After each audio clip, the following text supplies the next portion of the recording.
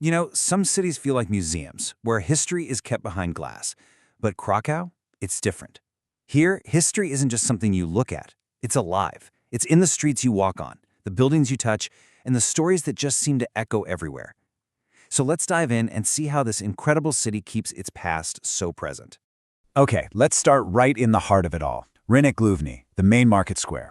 And this isn't just any big square, it's the largest medieval town square in all of Europe. For centuries, this was the center of everything: commerce, royal ceremonies, just the daily pulse of life. You can almost feel that energy still buzzing in the cobblestones. And here's what makes Krakow truly special: the way its entire medieval old town has survived. It's so unbelievably intact that back in 1978, when UNESCO was creating its very first World Heritage List, Krakow was right there at the top. We're talking about a complete, living piece of history. But that's the real question, isn't it? It's one thing to see history, but it's another to understand how it actually shapes a city right now. How does a place this ancient continue to feel so vibrant and alive? Well, to answer that, let's start with an amazing story of transformation, one where the tools of war literally gave way to a place of peace. So, picture this. For hundreds of years, Krakow was a fortress, surrounded by a massive 3-kilometer-long defensive wall with 46 towers. But in the early 19th century, someone had a truly radical idea. As the walls were being taken down, they thought, instead of leaving a mess, why don't we create a city garden right where they stood? And that's exactly what they did. The Planty was born. It's this incredible green ring that now circles the entire old town, built directly on the footprint of the old walls and the city moat. It is literally a garden grown from the city's defenses. How amazing is that? And we have this man to thank for that brilliant idea, and for so much more of Krakow's preserved beauty: Felix Radwanski. He was an architect, a senator, and a true visionary. Not only did he dream up this whole green belt concept, which was decades ahead of its time, but he also fought to save what little of the medieval walls remained. So how did he convince the authorities to keep the last remaining gate, St. Florian's Gate? Well, this is where it gets clever. He didn't just appeal to history. He made a public health argument, claiming the gate blocked unhealthy winds and would prevent diseases. And you know what? In an age before germ theory, it was a stroke of genius. It worked. So from the city's physical form, let's turn to its intellectual heart. Because Krakow wasn't just a fortress, it was an absolute powerhouse of European thought.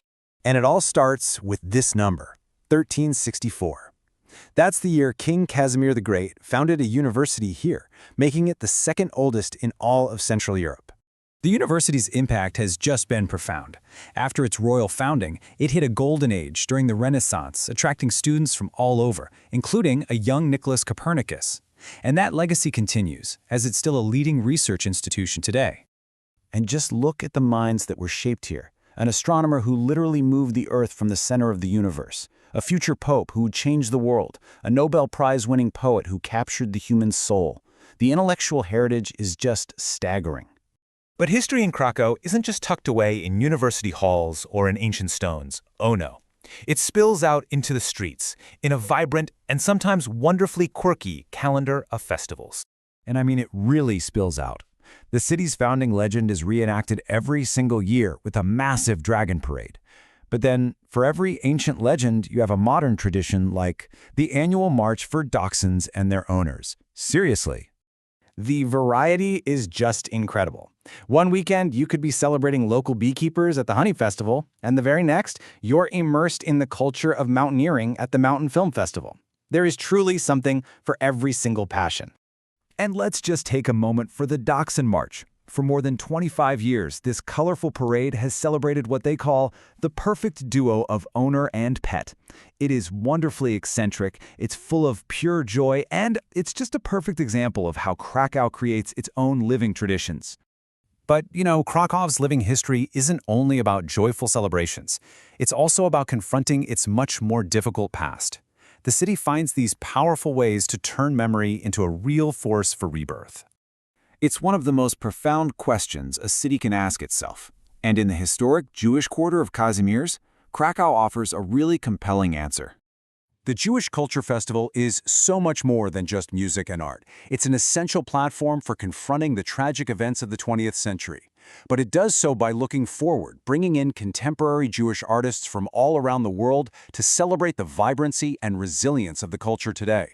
And the whole festival builds to this incredible open-air concert, Shalom on Sroka Street. It brings together thousands of people, locals and visitors, Jewish and non-Jewish, in this powerful, ecstatic celebration of life, memory, and the future. So, from its physical layout to its cultural pulse, Krakow is a city built on layers upon layers of stories. And that brings us to the final and maybe the most important layer of all. Take the Three Mounds Run, for example. It's a race between these ancient, prehistoric mounds, basically a mountain run that literally cuts right through the heart of a major city. This perfectly captures what Krakow is all about, a place where ancient landscapes and modern life intersect in the most fascinating ways. So whether you're standing in that massive medieval square, walking through the Planty Garden, or cheering on runners racing past ancient mounds, you're experiencing a city where every single layer of its history is present and totally accessible. It's a city that preserves its past not as some static monument, but as an invitation. It's a place just filled with countless narratives waiting to be explored. So the only question left is, which one will become a part of your story?